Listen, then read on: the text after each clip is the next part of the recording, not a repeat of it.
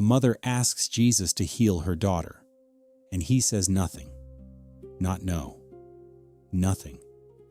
She keeps asking loudly enough that the disciples want her removed. When Jesus finally speaks, it isn't to her. And when he does speak to her, he uses an image that puts her outside the family and compares her to a dog. Then, one sentence later, he tells her that her faith is great and the girl is healed at that hour. Two Gospels preserve the difficulty instead of removing it.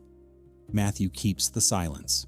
Mark keeps the dogs. So whatever we do with this story, we have to deal with what is actually there. Something happened inside that exchange. At the end of it, a Gentile woman receives one of the strongest commendations of faith Jesus gives to an outsider.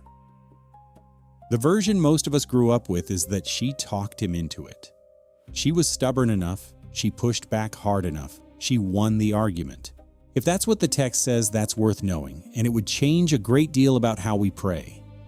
But if that isn't what happened, then the actual thing is stranger and more useful. So let's go slowly and count what's actually in the room. Matthew 15.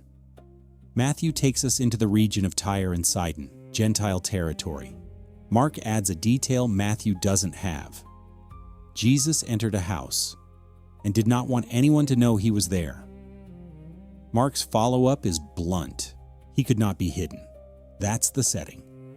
Jesus is in Gentile territory, inside a house where Mark says he did not want his presence known, and the attempt at privacy does not last. Then, the woman. Mark says she heard about him. That's the mechanism, and that's all we're told. The daughter is not with her in the scene. Mark's word for the girl is a diminutive, the little daughter, and he says she had an unclean spirit. Matthew's phrase is that she is severely oppressed by a demon. Whatever the mother is going to ask for, it has to happen somewhere else, to someone who isn't in the room. That's built into the situation before anyone says a word. She cries out, "Have mercy on me, Lord, Son of David. My daughter is severely oppressed by a demon." And Matthew writes, he did not answer her a word. And that is already our first important distinction. Matthew gives us the silence, but he does not give us the meaning of the silence. If you have ever prayed and heard nothing back, you know how quickly we supply one. He does not care. I did something wrong. I have been refused. But none of those sentences is in this verse. The only thing Matthew tells us is that Jesus did not answer her a word. That does not make the silence easy. It does keep us from turning an unanswered moment into a verdict before the story has even moved. Most retellings run everything that follows into one continuous rejection, silence, then the line about Israel, then the line about the dogs. 3 doors slamming, each colder than the last. Read it again with attention to who is being spoken to. After the silence, the disciples come to him. They say, "Send her away, for she is crying out after us." And Matthew writes, he answered. And what he answers is, "I was sent only to the lost sheep of the house of Israel." That reply is addressed to the disciples. It's a response to their request, not to hers, which changes the scene immediately. The most famous refusal in this story, the line everyone quotes as the door closing in her face, is not said to her face. She is standing there while 2 other parties discuss what to do about her. She overhears it. And that matters beyond this scene. We do this all the time. We hear a hard sentence near our situation and immediately turn it into God's final sentence about us. The text forces us to slow down. What was actually said? Who was it said to? And what conclusion are we adding because the moment already hurts? The disciples' line, by the way, is ambiguous in Greek. Apollosin auton can mean get rid of her, and it can mean send her off satisfied. Deal with it so she stops. The text doesn't settle which, and I'm not going to pretend it does. What is clear is that they want the scene resolved. Jesus does not immediately resolve it in either direction, and the line about the lost sheep isn't invented on the spot for her. 5 chapters earlier, sending out the 12, he had told them the same thing. Go nowhere among the Gentiles. Go to the lost sheep of the house of Israel. It's a standing description of the mission. She is hearing a policy that predates her and that she was never part of. Then she moves. She comes and kneels in front of him. Matthew uses an imperfect form here, presenting her bowing before him as the scene unfolds. And she says 3 words, Lord, help me. And now Jesus speaks to her. First time. And what he says is the bread and the dogs. So the count is different than it looked. There's a silence, an overheard boundary, and exactly 1 sentence spoken directly to her. Everything turns on that 1 sentence, which means we have to read it properly and not just react to it. Matthew's version, it is not right to take the children's bread and throw it to the dogs. Mark's version has 1 extra word, and it is not decorative. Let the children be fed first. Proton. For it is not right to take the children's bread and throw it to the dogs. First is a word of priority. It does not by itself promise what comes next, and I'm not going to claim it does. But it is not the language of simple non-existence either. Mark records a statement about order. Somebody is being served ahead of somebody. That distinction can be painfully practical. When you are the one waiting, first, not yet, and never can feel exactly the same. Fear collapses them into 1 sentence. Mark does not. He gives us an order, and that means we have to keep reading before we decide what the order finally means for her. Matthew doesn't have the word. Matthew has the harder, flatter version. That difference is real, and I'm not going to flatten it. 2 accounts, 2 angles, and the angles are not identical. But Mark records the sentence with a sequence built into it. That does not settle everything, but it means we should not flatten Mark's wording into a simple, timeless no. Then there's the word for dogs. Both Gospels use Kynaria, a diminutive, small dogs, and her reply will place those dogs under a household table. The claim I'm not making is that a diminutive proves affection. Greek diminutives are slippery, and people build far too much on them.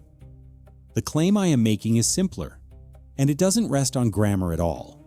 It rests on what she says next, because when she answers, she puts the dogs under the table, inside a house, in a room where a family is eating. Her reply makes the setting of the image concrete. Not scavengers outside a city gate, but dogs under a household table. She is the one who tells us where in that scene the dogs are standing. So the line most people hear as a slammed door is, on the page, a picture of a meal, with a word in it about who gets served first. That only moves the problem, though, because being second at a table is not the same as being at the table. She's not late in the household order. She isn't in the household at all, which is exactly what she seems to know. Watch how she addresses him. Matthew gives us 3 moments, and they are not the same. She opens with the largest claim available to her. Lord, Son of David, have mercy on me. Son of David is Israel's messianic language, and Matthew sharpens the contrast by introducing the woman as a Canaanite outsider. She makes that claim once, and Jesus is silent. Second moment, after she has heard, out loud and in the third person, that this mission is not hers, she kneels and says, Lord, help me. The title is gone. What's left is a request with nothing attached to it. Third moment, yes, Lord, even the dogs under the table eat the children's crumbs. Look at what she does not say. She doesn't say the children shouldn't be fed first. She doesn't argue that she's really a child. She doesn't dispute the category she's been placed in. Her answer begins with yes. What she says is that the arrangement he described produces more than the children consume. That's the whole move. She isn't asking for a portion. Dogs under a table don't get served. They get what falls. She's pointing to what falls from the table without displacing the children and saying that even that would be enough. This is not a rebuttal. She never contradicts him. She takes the picture he handed her, follows it into the room, and finds a place in it that his sentence did not exclude. And that first word of her answer matters. Yes. A lot of us read difficult scripture by trying to escape the difficult part as quickly as possible. We soften it, explain it away, or rush to a verse that feels easier. She does the opposite. She lets the hard sentence remain hard. The children are still children. The dogs are still dogs.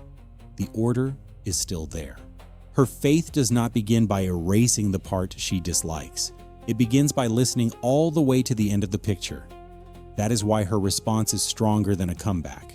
A comeback tries to win against the sentence. She is trying to understand what the sentence still leaves open.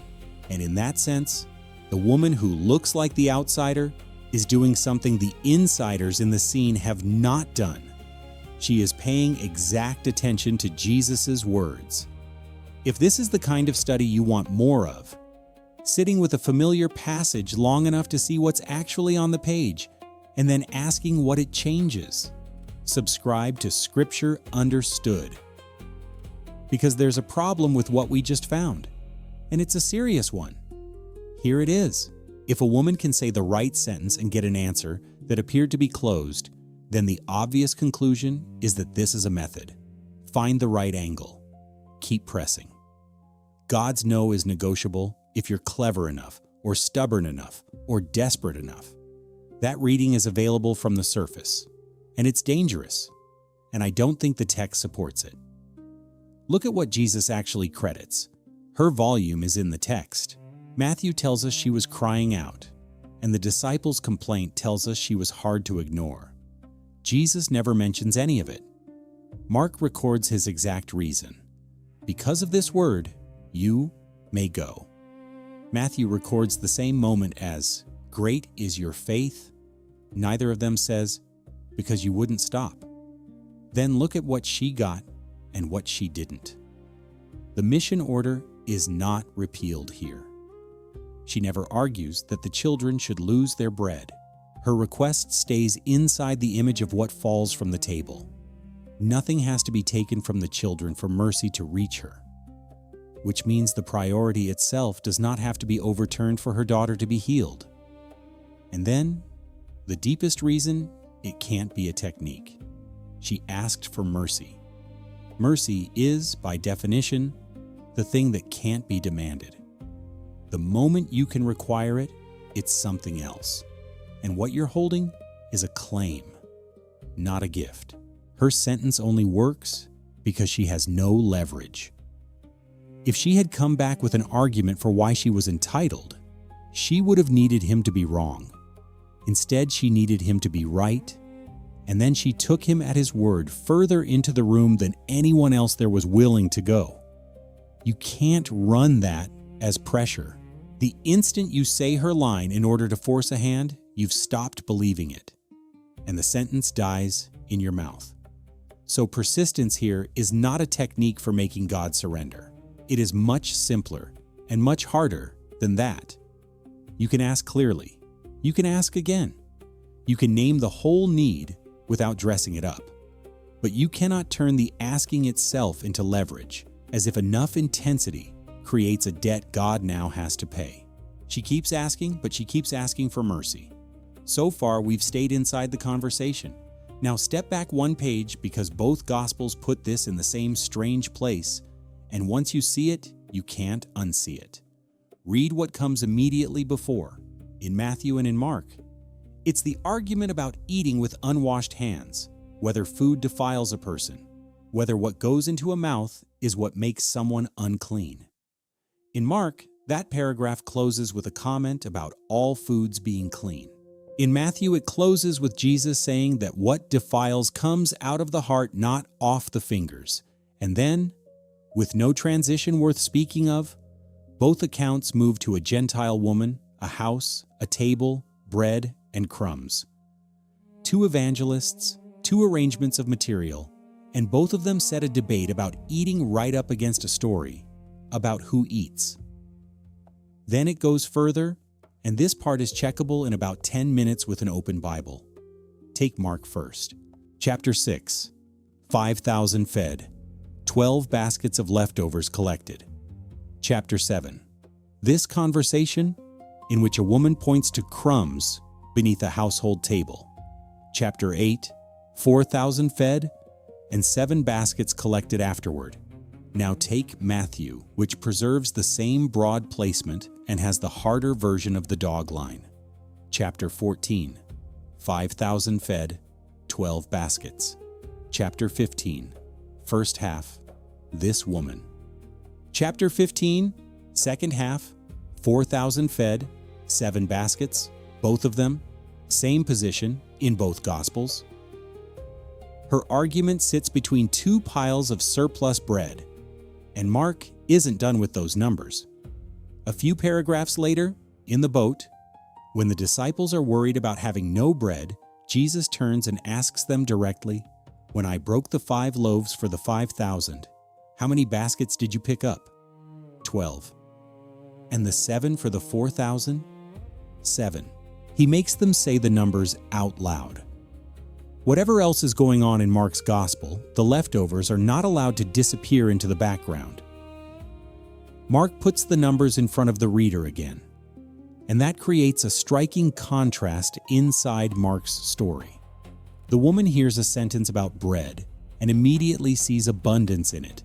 A chapter later, the disciples are physically in a boat with Jesus, worried because they have only 1 loaf, and they still do not understand why he is asking them about the 12 baskets and the 7.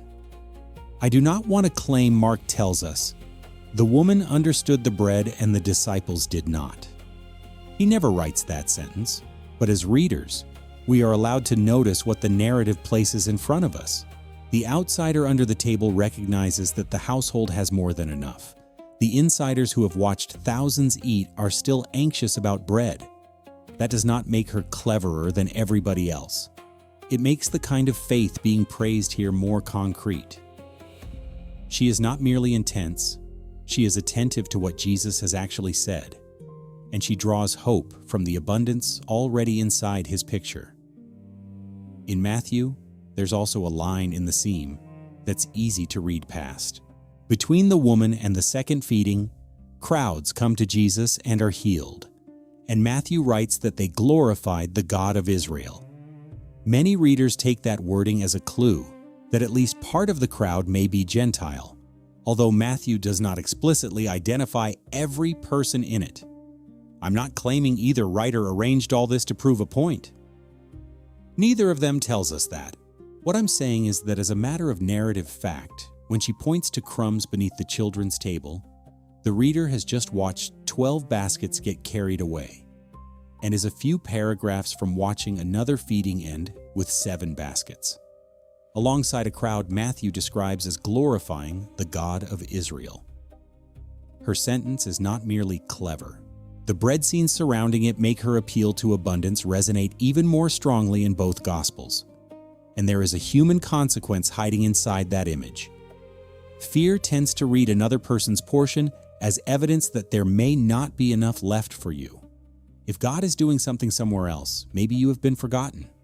If there is an order you do not understand, maybe you are outside it forever. Her answer rests on the opposite assumption. She does not need the children to lose their bread for mercy to reach her. She sees abundance where everyone else in the story seems to see a boundary. That does not guarantee that every request will be answered the way hers was. It does challenge the instinct to treat God's attention as scarce. Now put the 2 endings side by side. Mark, because of this word, go your way. The demon has left your daughter. Matthew, woman, great is your faith. Let it be done for you as you desire. 2 labels for one moment, and they interpret each other. Mark points at a sentence. Matthew calls the same thing faith. So whatever faith is doing here, it took the form of a piece of speech, a reading, an act of hearing something correctly and answering the actual content of it rather than the temperature of it. That's not faith as intensity. She isn't commended for how badly she wanted it. A desperate mother wants it entirely, and that was already true while he was silent. What gets singled out is what she heard. When we lay the two accounts next to each other, there is also an interesting verbal echo. Matthew opens the scene by saying he did not answer her a word. Mark closes it by saying that because of this word, she may go. Read together, the scene begins with a word withheld and ends with a word honored. And Matthew gives us a striking comparison worth checking for yourself. Earlier, a Roman centurion is told that Jesus has not found faith like his in Israel. Here, this Canaanite woman hears, "Great is your faith." Two outsiders receive two of Matthew's strongest commendations of faith. Both are outsiders. Both hear a version of the same phrase. Let it be done for you as. Both healings happen at a distance, without a touch. And in both cases, the person asking is asking for somebody else. Neither of them is asking for themselves, and neither of the people healed is present to hear a word of it.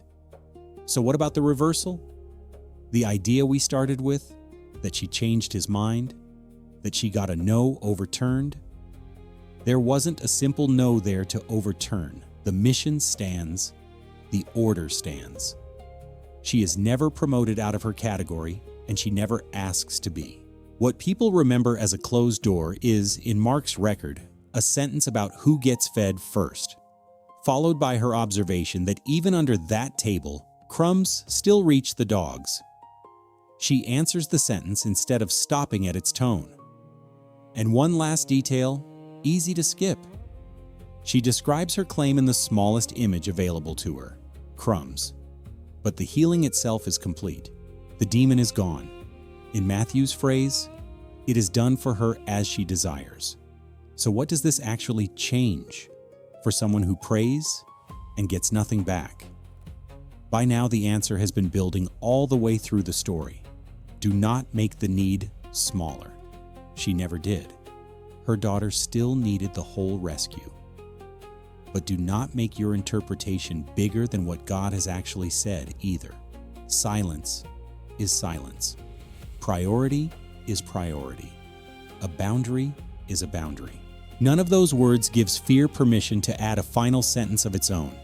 So when prayer feels quiet, one practical question is worth asking. What has actually happened, and what have I added to it?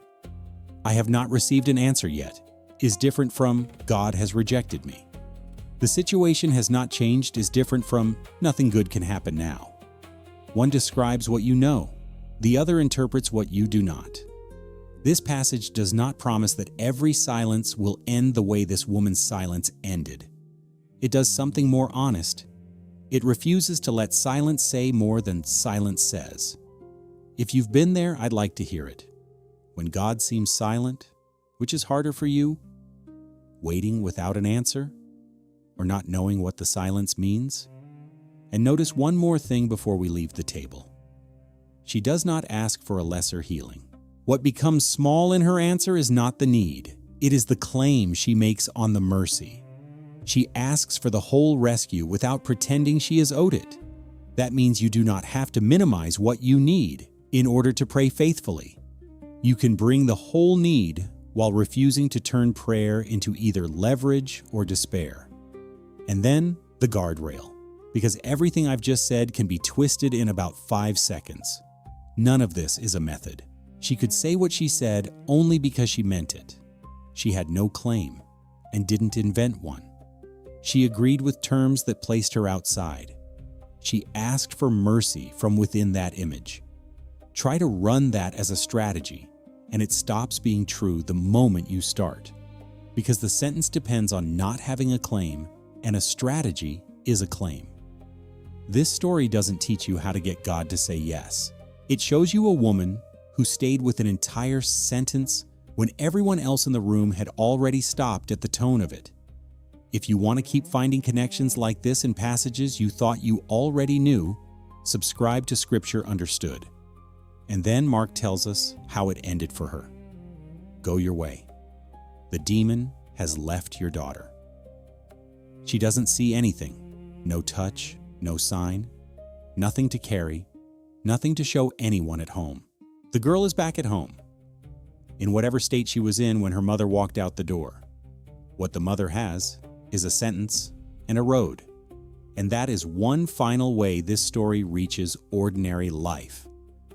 Sometimes the next faithful step comes before circumstances give you visual confirmation. Not because every prayer will end like hers, but because once you have something God actually said, fear does not get to demand a second revelation before you move. Mark says she went and came and found the child lying on the bed and the demon gone. And for the whole road home, his word was all she had. She walked on it anyway.